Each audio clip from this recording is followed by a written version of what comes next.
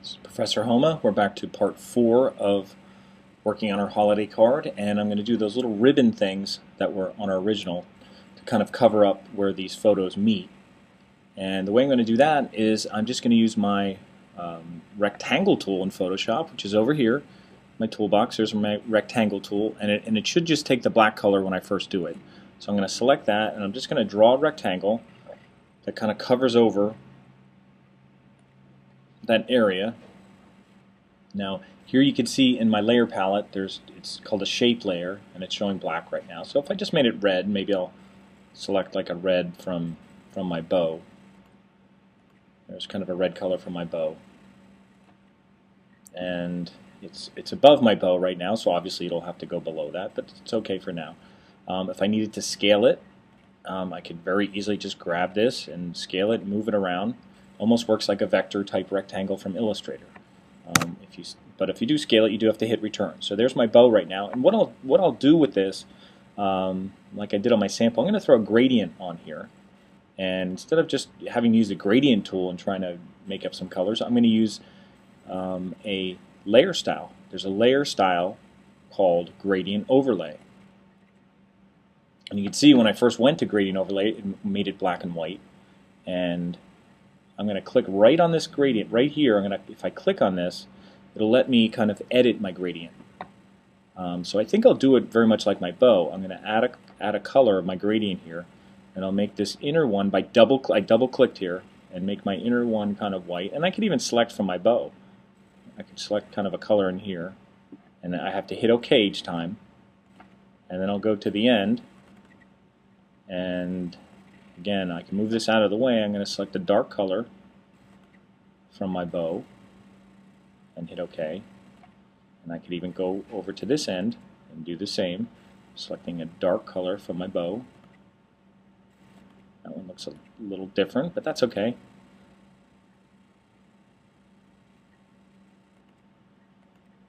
I'll try to make them the same, and that should be okay. They look a little on the burgundy side, but yeah, I guess I would turn off these only web colors. I think it's kind of shifting the color a little bit, so let me try that again. And every time you have to hit OK. And I'll double click over here, and I'll select that kind of darkish color again. So that looks okay. And what you can also do is you'll be able to rotate this around once you're done. But I'm gonna hit OK right now. And you can add more colors in this if you want to put some mid colors. But I'm going to hit OK, and I'll just rotate this so it's at 0. So it kind of does that little gradient in the middle there. And you could change it and have white on the edges and yellow in the middle, and you could change it any way you want. You could just keep going here, and if you want, if it's too white in the middle, if you want to highlight a little less, you could bring these ends in a little bit.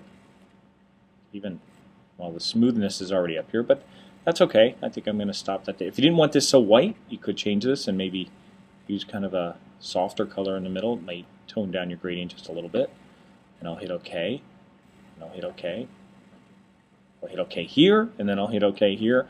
And there's my effect. And so I don't have to do that again. I can actually duplicate this layer. I could copy this layer. I could just drag this whole layer down to the new layer icon, and it'll make a new layer. Now, you might say, where is it? Actually, where it is it's right over top of the other one. So if I move this, you can see it was right over top of the other one. I'm going to rotate it, and you could hold Shift if you want to keep it to move in perpendicular directions, and you could scale this thing and stretch it across.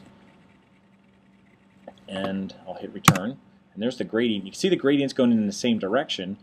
If you want to edit this gradient so it looks like the other one, you could just double click over here. I'm going to double click on gradient overlay, and I'm just going to change the angle and just put it back up at 90, and that should make it like the other one. So when I rotated the image, it kept the gradient the same. So make sure that you change that, and I'll hit OK. And obviously I want my bow now on top of these, so I could put my bow on top. And I can even turn down the opacity on these ribbons or anything. I could put drop shadows on the ribbons. But so far, that's I'm happy with my. I'll put my drop shadow got turned off here on my bow, but But that's okay right now. I think the last thing I'll do is we'll just throw some type in, and I'll do that. I'll stop here, and then we'll make one more video where we'll just throw in some last effects, and we'll be done with it.